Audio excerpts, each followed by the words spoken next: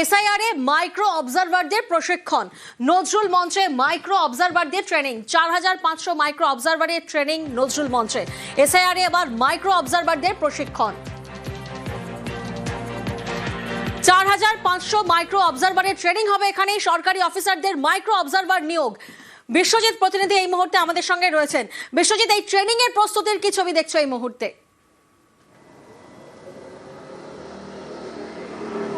এই মুহূর্তে ট্রেনিংয়ের একেবারে প্রস্তুতি শুরু হয়েছে, অর্থাৎ প্রথম ধাপের যে ট্রেনিং, এই ট্রেনিং চলবে দুটো ধাপে।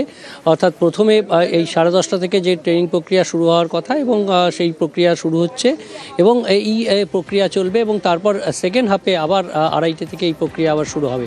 অর্থাৎ এই যে প্রশিক্ষণ, অর্থাৎ প্রায় 3600 যে মাইক্রো অবজারভার নিয়োগ করা হচ্ছে এবং অতিরিক্ত আরও 1000 অবজারভারকে রিজার্ভে রাখা হচ্ছে।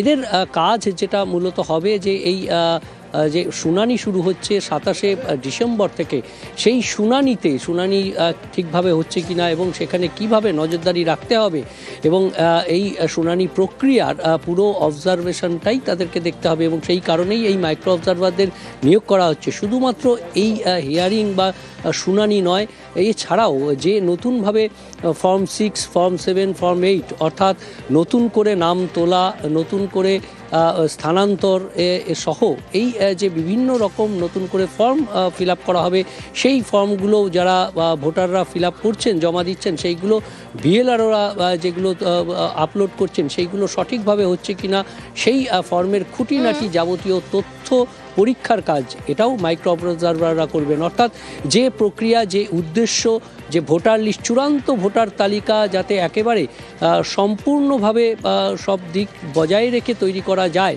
অর্থাৎ ভুল ভ্রান্তি যতটা কম হয় সেটা দেখার জন্যই এই আবার নতুন করে মাইক্রো অবজারভারদের নিয়োগ।